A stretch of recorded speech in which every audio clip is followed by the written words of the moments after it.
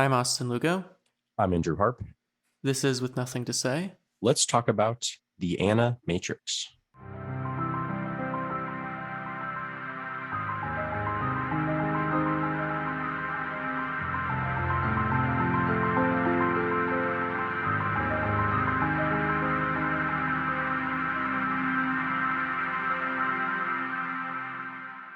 We're once again continuing our January animation trudge this month.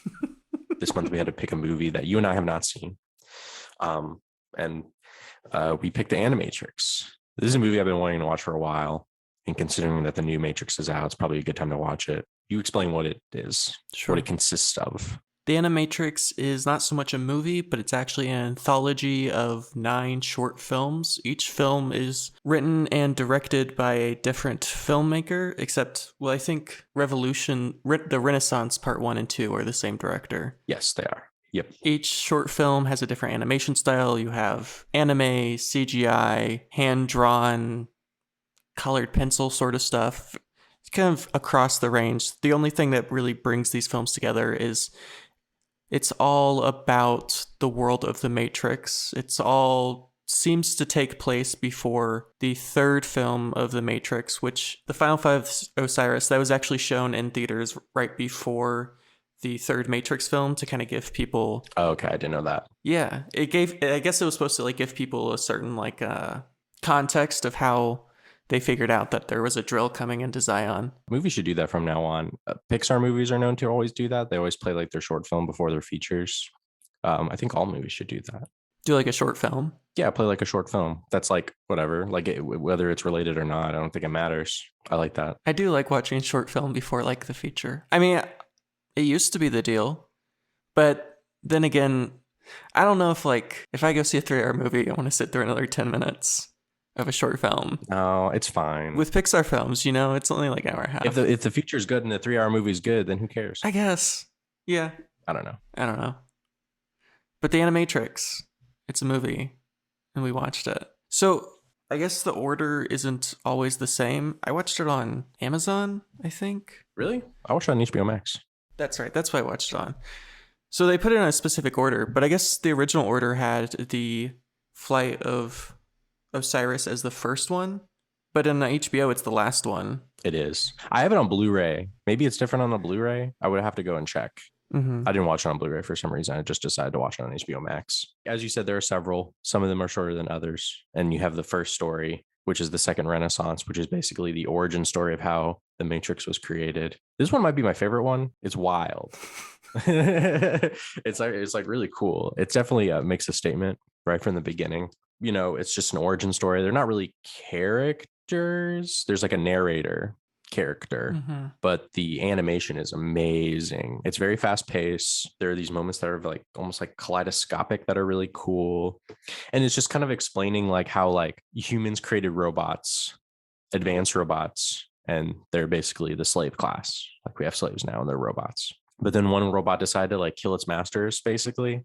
That basically caused a revolution, and then they formed their own empire, and then we got into wars with them, and then the humans did not want to be friends with the robots at all, and there's protests and stuff, and it's a wild ride.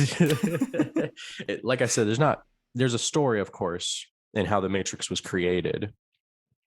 There's no central characters or anything like that, but it's my favorite just because how wild it is. It's almost kind of funny how simplistic too, how at the beginning the robots are just people. They have people figures, you know what I mean, instead of them just being machines with you know what I mean. I think that's kind of funny, just so that they can express themselves instead of it just being some machine. Yeah, I love the Renaissance part too. I found the animation to be really interesting. And the whole story of how the Matrix becomes the Matrix, even though there is some sort of exposition in the first trilogy of the Matrix, I think it's really interesting that it's framed from the perspective of the robots kind of being the good guys. As you said, the robots are a sort of slave class, and humans are just like being so shitty to these robots. These robots are just trying to live their lives. They're just trying to be part of the community. And humans, for some reason, All the way through the story, they're awful. Yeah. so awful. And one of the things that meshes all of the different animations together, all the different films together, is the idea that you're watching a sort of history from Zion. Like Zion has this computer, I guess, that combines all these different histories. So this one is the most traditional in the sense it's basically just watching like the History Channel, but with the Matrix. And the humans are just so cruel. They're just beating up on these robots, and they go to war with these robots. And the robots like are we don't want to fight, but the robots lose. And they're like, "Damn." So then they go to like basically Jerusalem 2.0 Yeah. and they build their own city. And they're just chilling. And then the UN's like, we should have a meeting to destroy these robots who literally are just. They take over like the economy. That's capitalism, man. These robots are just. They're just better at making things, I guess. And the humans don't like that. So the UN's like, hey, we gotta cut out all these robots. Just form tariffs. And the robots come to UN with an apple. Classic Adam and Eve situation. They're just there to show peace or whatever. And these humans are just like, we don't give a shit. And they just kick them out. It's kind of mean, kind of cruel. Humans kind of suck. You no longer feel bad for humans. No, I don't feel bad about them at all. They suck. Like, yeah, in the Matrix movies, we're rooting for the humans. But yeah, in the second Renaissance, of course, it's like we discussed, it's the exact opposite. The humans are super cool and they shoot robots in the face, with no remorse. And there's like that scene where like they kill tons of robots. Mm-hmm. And there's like a big bulldozer that bulldozes like piles of like robots. Yeah. This might sound like really bad, but I thought that was very reminiscent of like the Holocaust, like the images of like bodies being bulldozed. I saw Night and Fog the other day and they play that image and it reminded me of it. I mean, awful. But yeah, there are a lot of references to former genocides and holocausts. The robot that goes on trial, that's a direct reference to a trial that happened in the 1930s where a black butler was brought to quote unquote murder his employer in self-defense. Obviously, the employer in this situation was being incredibly ruthless and he fought back and had to go to trial. Of course, he was found guilty of murder, even though it was just self-defense. But there are plenty of references in the Renaissance Part 1 and 2 to a lot of different genocides and holocausts, of course, the Native Americans and all kinds of communities that have been oppressed. So I think they did a really good job of making comparisons without it being heavy-handed. Like it never feels. Doesn't feel too silly or ridiculous. Like it's kind of hard from an emotional standpoint, I think. Absolutely. It takes it seriously without it being silly or saccharine. Like it acts as if these robots are real people and these humans were just being shitty. And you feel for them. You feel for these robots, which is an interesting path to take when considering the Matrix. And it's an interesting way to start the Animatrix because the rest of the Animatrix really isn't pro-robot. So I think it's interesting that we kind of have these very mixed feelings going into the series. Right. The robots, they become the ruling force, the ruling class, so but I appreciate kind of the background story. And you could obviously go into a direction like I think like over explaining things is really dumb, you know what I mean? Sometimes like I think over explaining certain like how did this happen, like Star Wars, I hate when they do that, which is interesting because on Disney Plus they have I forget what it's called, but they have an Animatrix type show, which is a bunch of animated anime inspired Star Wars animations that are kind of like this, that are kind of like offshoot stories from the original movies. Those are on Disney Plus. I forget what they're called though. I forget what it is. So the format is successful because like 20 years later now and people still kind of rip it off just a little bit. Not that like Animatrix is like the first like anime compilation like anthology. I'm sure that was before Matrix, Star Wars, these film franchises kind of thing. Absolutely. I also laughed when their solution was to ruin the earth to destroy the robots to block out the sun. That was ridiculous. What an awful plan.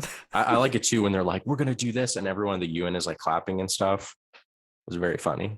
Their like solution is like if we make it stormy and cloudy at 20 all the time on Earth, then there will be no sun, and then the robots can't use the sun. Oh, okay. But then we can't use the sun either. Kind of a terrible plan. And then we have a big war, and then we lose. Yeah, we lose horribly. This story also has like a lot of like religious stuff in it. Like I talked about, like the narrator is like some kind of like deity or something like that. She's like a golden deity, very reminiscent of maybe like Hinduism or something like that. I'm not sure what's going on there, but it's cool. Yeah, kind of Buddhist-esque. Yeah, yeah. And then you have like the last battle, where like all the like the humans are like praying and stuff. There's like crosses and stuff before they go into a battle and lose badly to the robots, which I like. It just seems to have like a lot of like interesting religious imagery that is inputted into it. Kind of remind me of Neon Genesis a little bit. It reminded me of a film that wasn't nearly as good as this part of the Animatrix, Don't Look Up, the recent Adam McKay film, which is okay. But it does follow this sort of similar idea that humans have this tendency to delude themselves and are so obsessed with power and the immediate rewards of power that they're willing to look past literally 10 minutes ahead. So, like blacking out the sun, probably not a great idea. I'm not really sure the logic of it other than to stop the robots, which doesn't even work. But it just shows, I guess, the delusions. Yeah, and then of course, because they blocked out the sun, the last part of the animation is basically just talking about like is how they made the Matrix, because now that the sun is blocked, they need us, our brain wave energy or whatever to power them, which is what the Matrix is.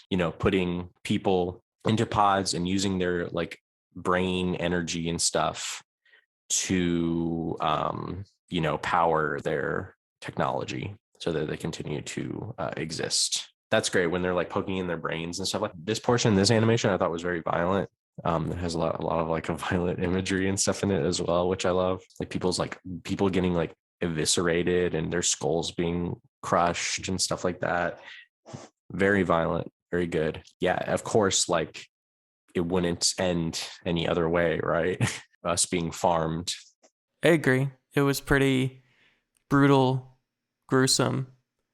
I guess the robots could have just like built a tower above the clouds. That'd be a really tall tower. Yeah, but they're robots. They could do it.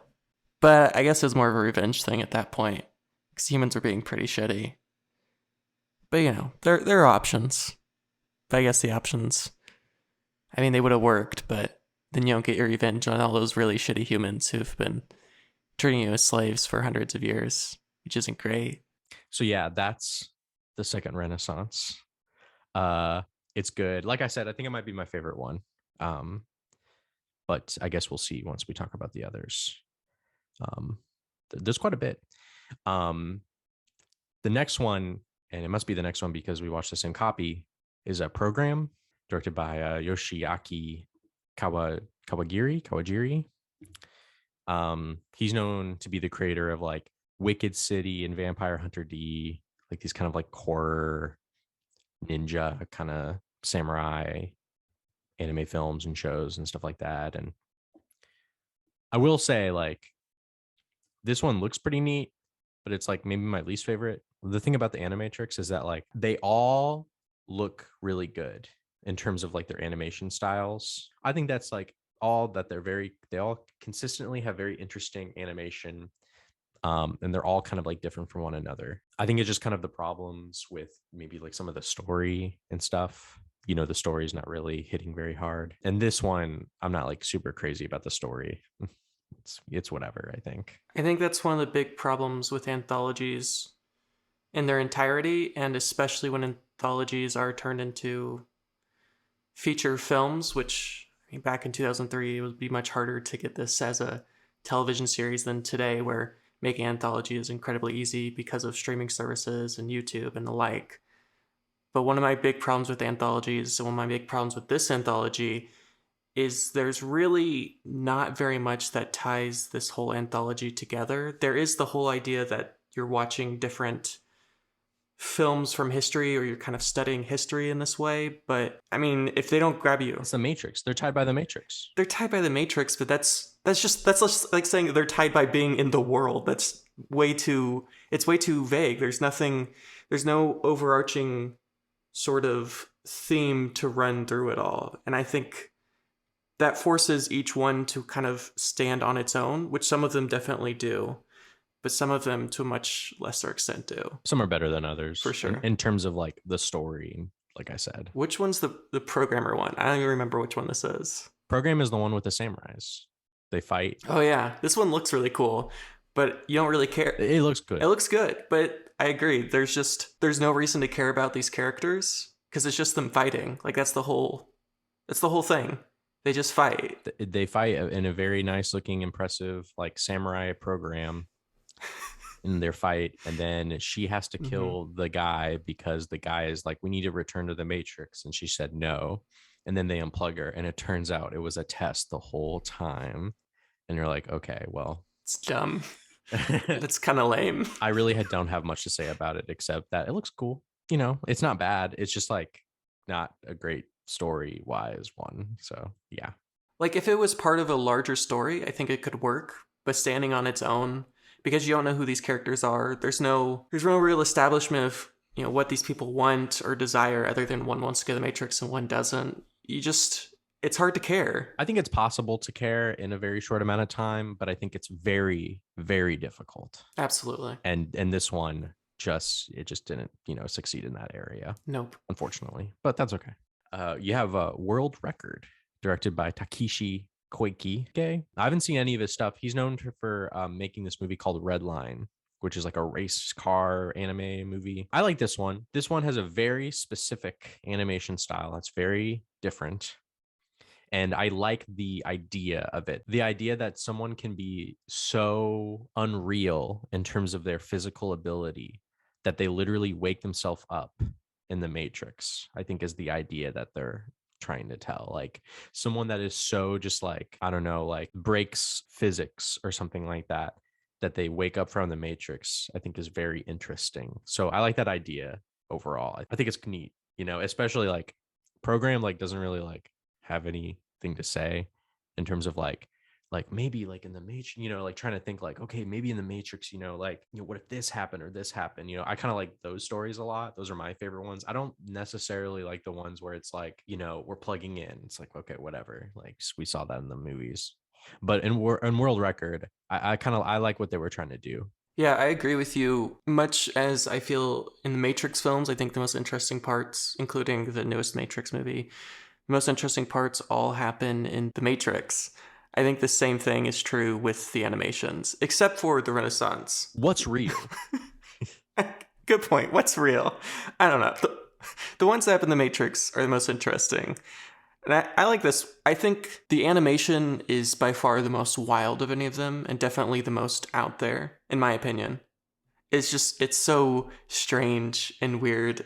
I love the animation of this one. It's crazy. The story's fine. I like the idea of regular people being able to break out of the Matrix. I actually find that more interesting than being the chosen one. I don't really care I don't really care about Neo. No, I love Neo. That was one of my big problems with the Matrix. Jesus. I like the idea of just like I mean, I guess he's not a normal person, but we'll get that later with the kid's story, who is basically a normal person.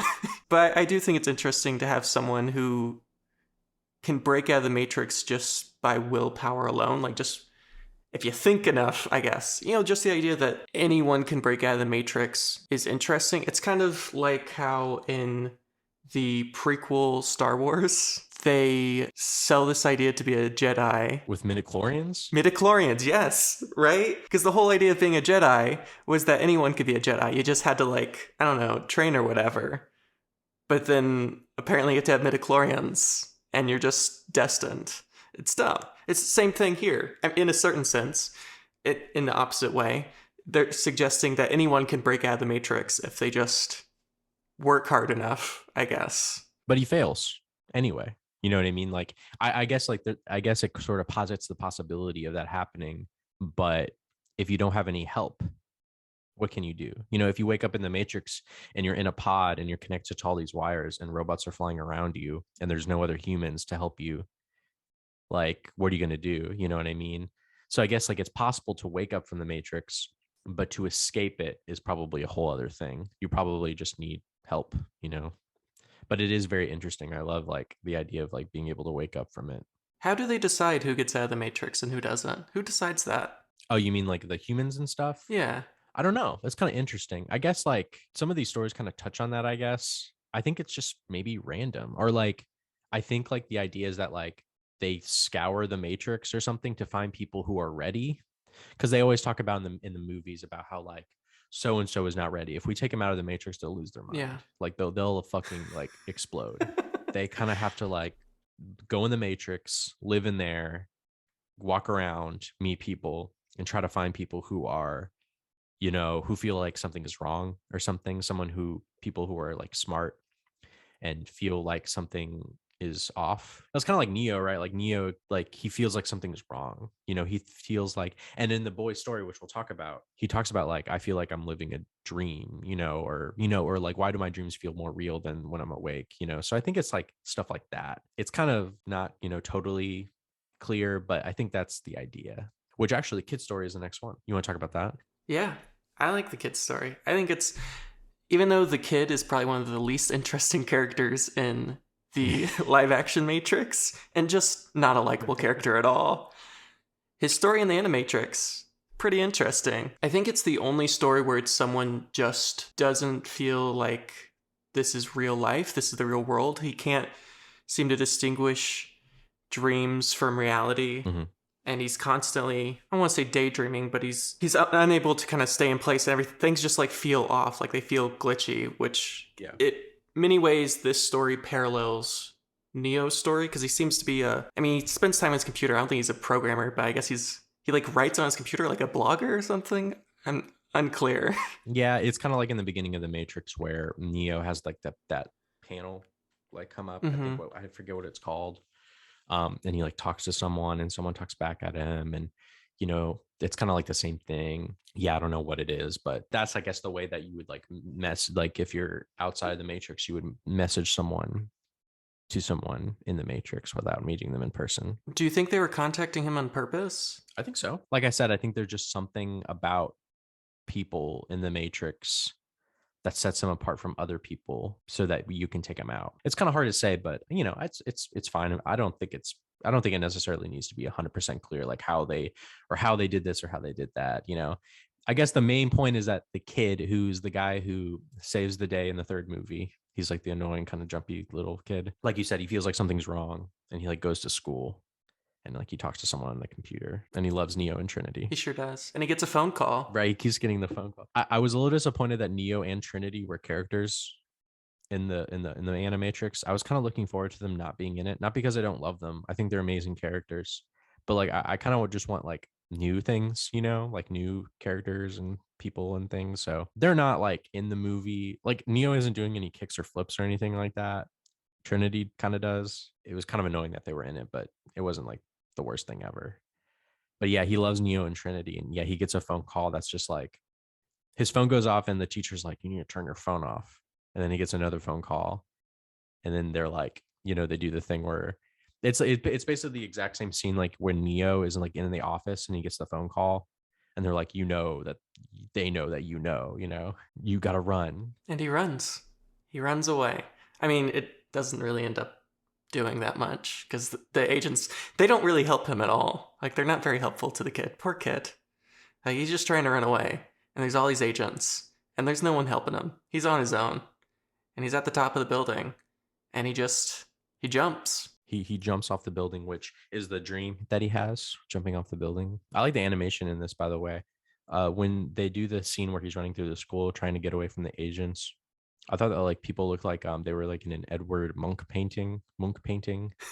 Yeah. This one is directed by Shinichiro Watanabe, who's the director of like Cowboy Bebop and Samurai Champloo. I thought that was the detective one that he directed. He also directed that one. Okay. I haven't seen Samurai Champloo, so I wonder if like that one looks more like this animation style. Mm-hmm. But yeah, like you said, he jumps off and he wakes up. It's the origin story of the kid, our favorite character. This is something I'm trying to understand.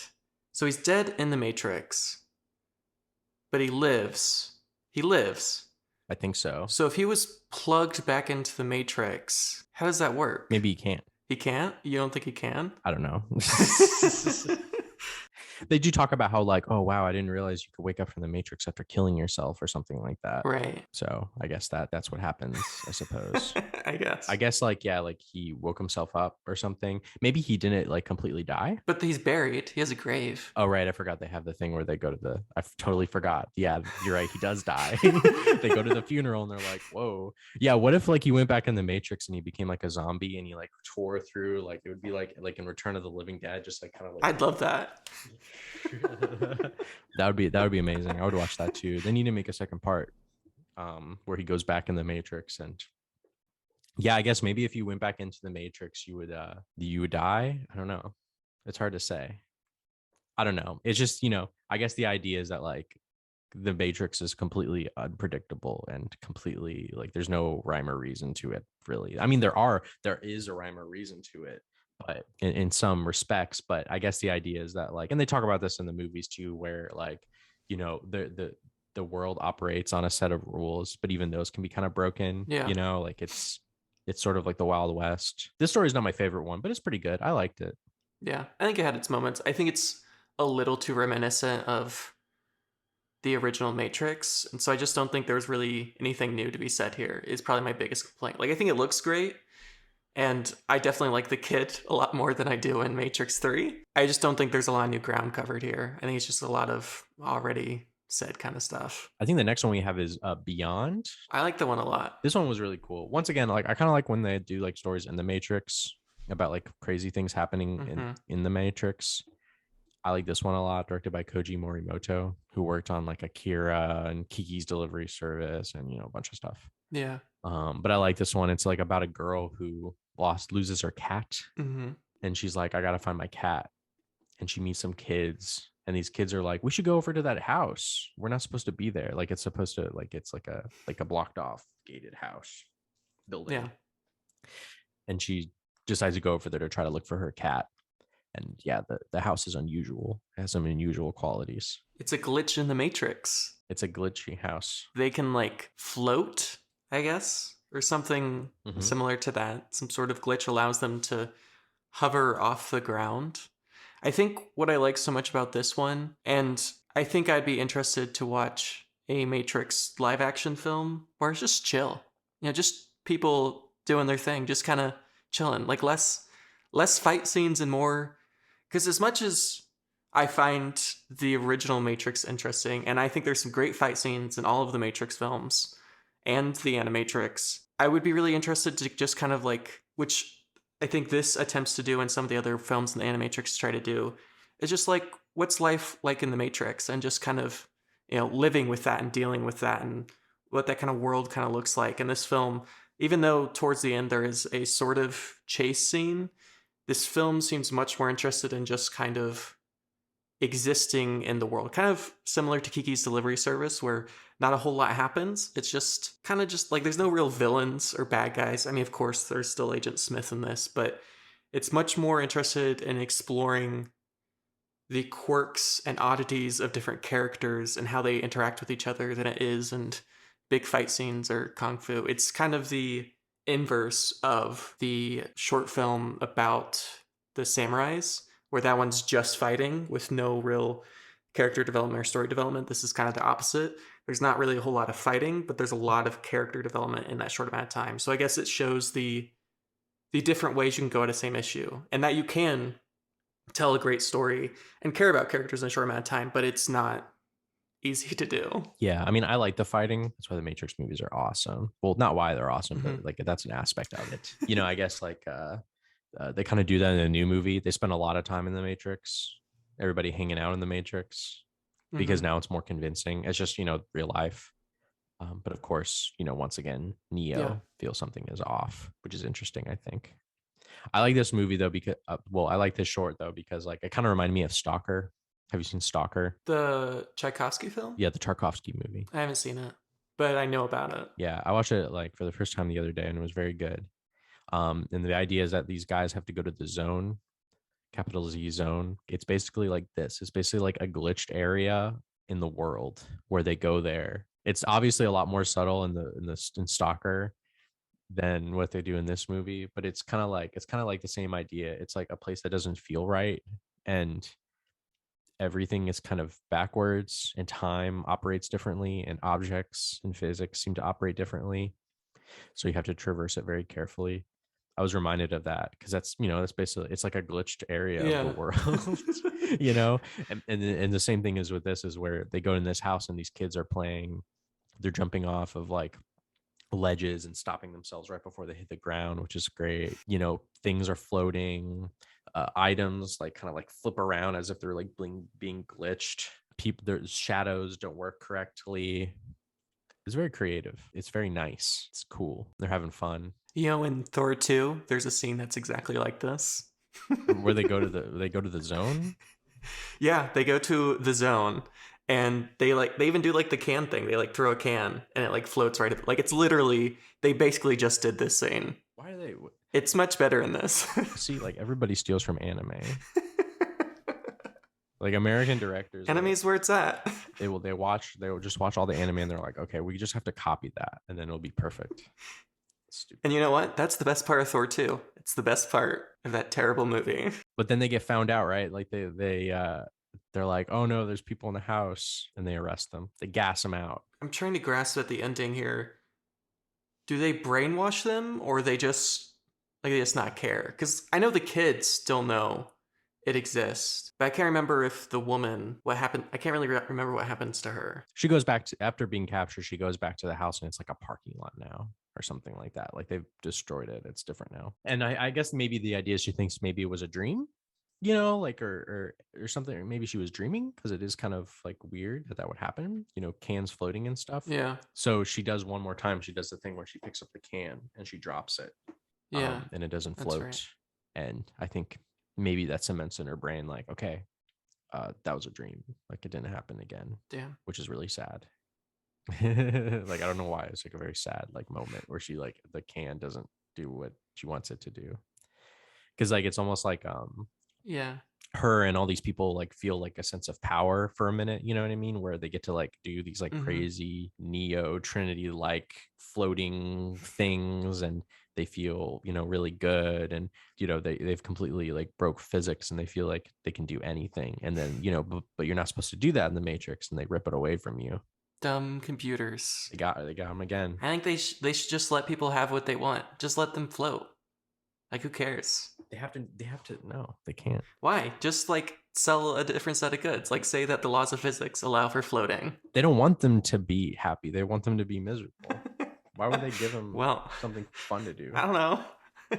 Well, in the original Matrix, it was a utopia, but humans couldn't handle it. I guess At least that's what Agent Smith says. I guess he could be lying. it was utopia. I think the next one is like a detective story, also directed by Shinichiro Watanabe. This one's all right. I like the vibes of it. I know. I figured you would like it. I know you like the noir stuff, and I like it too. Like that's my favorite part of it as well. It's got some cool vibes. The technology is kind of interesting. It's like this mix of 1940s typewriters and phones combined with more modern technologies, which I think is cool, and has this very noir kind of guy talking about, he's a detective and he's going to find things and do things. I like it. I think my biggest complaint with the detective story is there's really not a lot of detective work done. Like he figures it out way too quickly. And he doesn't even really figure it out. They just contact him. He types on the computer. That's also lame. Is the whole what's so great about film noir is it's this detective and he's going around and he's talking to people and he's going to different places. He's beating people up. He's beating people up. He's getting beaten up. Yeah. Yeah. But like in this, it's just like him on a He computer. doesn't really do that. Yeah, he doesn't really do much, which makes it kind of lame. And they just find him. But I love the vibes of it. I like the way it looks. It looks cool. But as like the actual detective story itself, I was underwhelmed. Yeah, it's a pretty underwhelming story. It's like he's like hired to find Trinity, who's like a hacker. And yeah, like we talked about, he does like detective work, but it's kind of whatever, like it's completely forgettable. And then there's basically like a train action scene where he meets Trinity, which is kind of annoying. Like I said, like the fact that Trinity is there is just kind of like, okay, yeah, we know who Trinity is. Don't care. Yeah. Yeah, and like agents show up. They kind of like trap her. I guess I don't understand. Like, I guess like why would she like Trinity's not like not stupid. Like, why would she end up in a trap like that? I guess maybe she thought that like the detective has some potential to be able to leave the Matrix, but he dies. So Yep, he fails. He just dies. yeah, he gets like shot by the agents and he almost turns into an agent. Yeah, Trinity doesn't even care. She's just like, well, moving on. You almost were able to like know the truth, but you died. So Sucks to be you, I guess. I really don't have much to say about it. Like, it looks really good. Like, obviously very reminiscent of Cowboy Bebop. Is made by the same guy. I actually watched a lot of Cowboy Bebop in preparation for this because I didn't know what to watch. Because usually I watch films by the director, but because there are a bunch of directors for this, and I did not want to watch a Wachowski film because, as I've said before, I'm not really a fan of The Matrix, so I did not want to watch more Wachowski stuff. You should watch Speed. You should have watched Speed Racer. I watched that the movie the other day since I saw it as a kid, Is and it good? it's an unbelievable movie. Really? It's an incredibly good movie. It's an incredible movie. It's exciting. I've heard the film's very divisive. Like some people really love it, and some people really don't. Well, if you're like a snooty critic, if you're like a snooty Roger Ebert type critic, then yeah, you might not like it. But if you just like want to watch like an incredibly exciting and powerful movie about family and love, then yeah, then you're in for a good time. I don't know. It's just like I don't know. Like it's just like a cool movie about Racing. driving a race car. You know, that's good. And I don't know. Like the CGI is maybe a little dated, but I kind of like dated CGI because it kind of gives movies character. Uh huh. CGI is now at the point where like you can just make anything look kind of Yeah. realistic. Like you watch Endgame and it's like everything kind of looks the same. It's like everything is like super like, but in Speed Racer, everything is super bright and vivid and very computery, and which I love. It looks like a video game, but in a good way. Like if a movie looks like a video game, I don't like that. But in Speed Racer, it fits perfectly. It's a great movie. Okay. It's lovely. Maybe I'll give it a watch. We'll see. I like the Wachowskis. They have a very they have an interesting palette, and I think they have a lot to say in their Mm-hmm. movies. And the Animatrix kind of also proves that because they're very interested. It's clearly very interested in animation and comics. Like they talk about how they were influenced by comics when they made the Matrix. Very influenced by comics, and in fact, they hired a very good comic artist to design and draw a lot of the designs of some of the technology and robots and stuff in the Matrix movie. So they're clearly very influenced by this. So it's cool that they were able to get it made. The next one, Matriculated. It's an awful title. Terrible. I'm sorry, but like I like Matriculated. I think it's one of my more favorite ones because I like how weird it is. Everything inside the robot's head, I think that looks pretty cool. Like it's definitely All that stuff is great. It's LSD like they're doing inspired. LSD with him or something. Yeah. I guess the robot, I care about the robot. I like the robot. I'm pro robot guy, but I don't care about any of the people. Like the fact that they die, I don't care. Like I really don't. I guess what they do is that they're like humans that live on the surface and they lure robots and they Yes. trap them, and then they all put their brains inside of the robot, and I think they must like enlighten it or like have it do LSD or something, and then they like the humans, and They then they put it like, in. They plug it in. yeah. I guess it's like the opposite. Like in the Matrix, you're going inside the robot, but like with the in Hmm. Matriculated, the robot is going inside the humans, I guess. Or maybe the humans are going inside the robot's brain and they're kind of like affecting it. Yeah. I think they're going inside the robot's brain, which is why it has that kind of weird LSD kind of look to it. Instead of like, because I think because when they plug in, they just go into the matrix. But I think when they plug into the robot, they're going to like the robot's artificial intelligence, which is why it has this sort of weird kaleidoscopic sort of look to it, which I think is a really interesting idea. And I would definitely love to see more of that in the Matrix, the idea of going into or manipulating the minds of the robots. But they kind of talk about how the morals of it, which it is a bit morally. I mean, if you think of artificial intelligence as a form of life, then you're basically tricking it into being on your side, which isn't, the best. It's not morally great. I mean, that's what the Matrix is, of course. It's like tricking people into believing they're in something that they're actually not. So the humans just do the same thing, I guess. I think this one has some of the more interesting ideas, which is they talk about the idea that the artificial intelligence can't tell the difference between the real world and the Matrix because to them, that's all the same thing. Like there is no separation between the two. I mean, the robot's cool. I'm pro robot. I think he does some good things. He saves lives or tries to at least. I don't know if he really succeeds. He fights his fellow brethren, his fellow robots. I like the idea. It's definitely once again one of those that are a little underwhelming just because it comes and goes, you know. Mm-hmm. But for the moment that it is around, it looks great, and there are some interesting ideas that they bring forth. For sure. So I'm okay with kind of putting characters and story to the side a little bit. Mm-hmm. The idea of like, oh, what if they plugged into a robot? Like that's cool, and I feel Yeah. like they did that well. The ending is kind of interesting too. It's like where the girl is dying, and he like the robot plugs her into him or her. I guess I keep saying him. It doesn't. This robot doesn't really have a. We don't know the pronouns of the robot. Yeah, I really don't.